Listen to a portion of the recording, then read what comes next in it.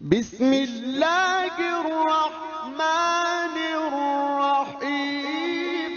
بات کی پہلی بات تو یہ جان لیجئے کہ یہ بدترین شرک ہے، عریاں ترین شرک ہے، گھناؤنا ترین شرک ہے،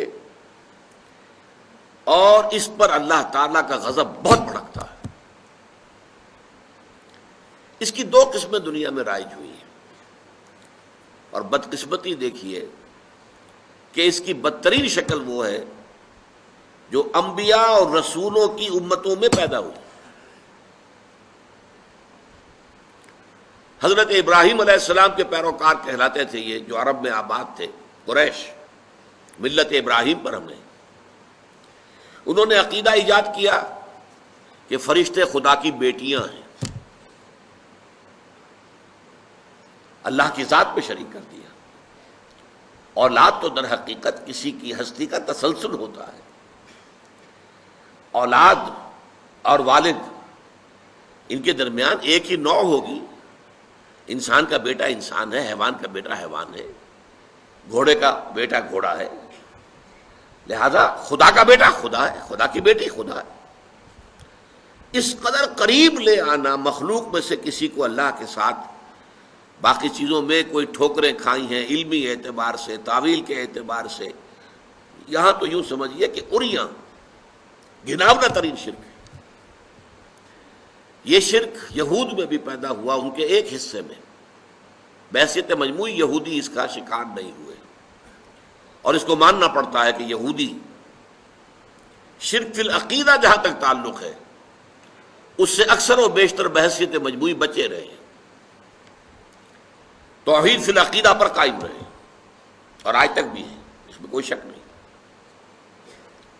لیکن ان کا ایک زمانے میں حضرت عزیر علیہ السلام کے بارے میں آیا، وقالت الیہود عزیر ابن اللہ، عزیر اللہ کے بیٹے ہیں، کیونکہ حضرت عزیر کے ذریعے سے اللہ تعالیٰ نے ان کی نشأت ثانیہ فرمائی۔ وہ ہلاک ہو گئے تھے، برباد ہو چکے تھے، تباہ ہو چکے تھے۔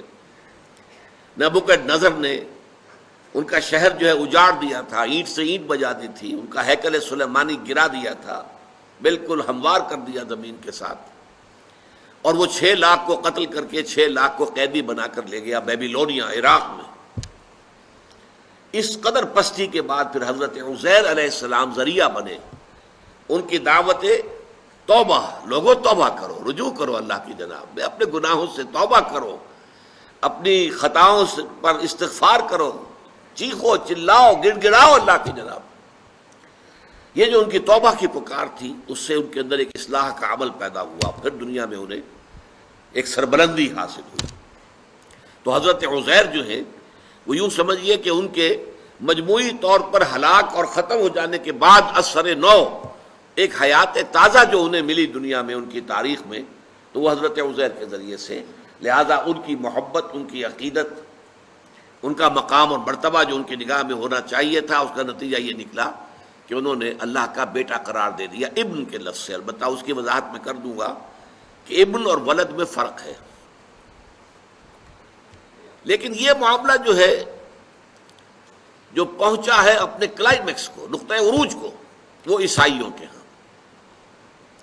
حضرت عیسیٰ علیہ السلام کو خدا کا بیٹا قرار دیا، اور اس درجے آگے بڑھے صلبی بیٹا، یعنی تاکہ یہ نہ ہو کہ کوئی استعارہ ہم کہہ رہے ہیں، یہ استعارہ نہیں ہے۔ استعارتاً تو ہم سبھی اللہ کے بیٹے ہیں، اللہ ہم سب کا باپ ہے، جیسا اللہ تعالیٰ جو ہے بائبل میں بھی آتا، حضرت مسیح کہتے ہیں میرا اور تمہارا آسمانی باپ۔ جیسے باپ جو ہے اولاد کی پرورش کرتا ہے، ایسے اللہ پالتا ہے تمہیں۔ تو ایک مشابہت ہے باپ میں اور اللہ میں، اس کی ربوبیت۔ لیکن وہ مشترک لفظ ہو، میرا اور تمہارا آسمانی باپ، لیکن انہوں نے وہ حضرت مسیح علیہ السلام کو خاص صلبی بیٹا قرار دیا، ولد، اولاد، اصل اولاد، صلبی بیٹا۔ یہ جو بدترین شرک ہے، دیکھیے اس کا توڑ کرنے کے لیے قرآن مجید میں سب سے نمایاں تو وہ چھوٹی سی سورت، سورہ اخلاص، اور وہ ثلث قرآن کے مساوی قرار دی حضور نے، تہائی قرآن کے برابر ہے اپنے مرتبے اور اپنے مقام کے اعتبار سے۔ قل هو اللہ احد اللہ الصمد لم یلد ولم یولد ولم یکن لہ کفوا احد. کہہ دو وہ اللہ اکیلا ہے، تنہا ہے، تمام کائنات کا سہارا ہے، نہ اس نے کسی کو جنا نہ وہ جنا گیا، اور کوئی اس کا کفو نہیں ہے، ہم پلہ ہم سر برابر. کفو کا لفظ اردو میں بھی مستعمل ہے، برابری والے. تو چونکہ اولاد جو ہے وہ تو آپ کو معلوم ہے کہ پنجابی میں ایک لفظ استعمال ہوتا ہے شریکہ. یہ چچا تائے کے بیٹے جو ہیں یہ شریکہ ہوا نا ان کا. تو یہ تو گویا کہ اگر اللہ کے ساتھ کسی کو بیٹا بیٹی بنا دیا جائے تو شریکہ ہو گیا اللہ کے ساتھ. اور شریکہ جو ہے وہ دشمنی کی بنیاد ہوتی ہے.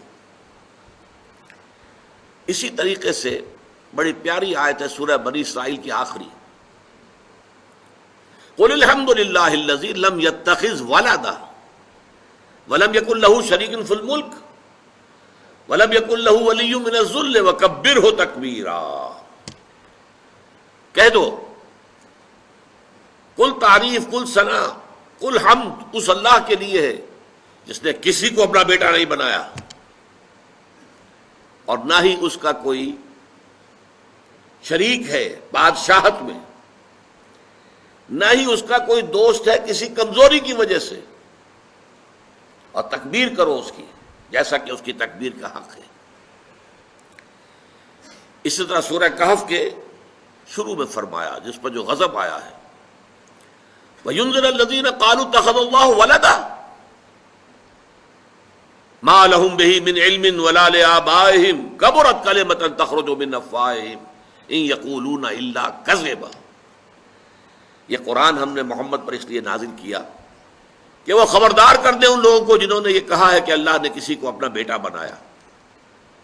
ان کے پاس اس ضمن میں کوئی علم نہیں ہے، یہ ٹامک ٹوئیاں مار رہے ہیں، ان کے من گھڑت خیالات ہیں. اور جتنی بڑی بات ان کے منہ سے نکل رہی ہے اللہ کے جناب میں گستاخی کی، کبرت کلمۃ تخرج من افواہہم، بہت بڑی گستاخی والی بات ہے جو ان کے منہ سے نکل رہی ہے. ان یقولون الا کذبا، اور وہ کچھ نہیں کہہ رہے مگر جھوٹ. فلعلک باخع نفسک علی آثارہم ان لم یؤمنوا بہذا الحدیث اسفا. تو اے نبی شاید کہ آپ ان کے انجام اور ان کے بعد میں جو حالات آنے والے ہیں اس پر صدمے سے اپنے آپ کو ہلاک کر لیں اگر وہ یہ اس قرآن پر ایمان نہ لائے اور اس اپنی شرک سے باز نہ آئے.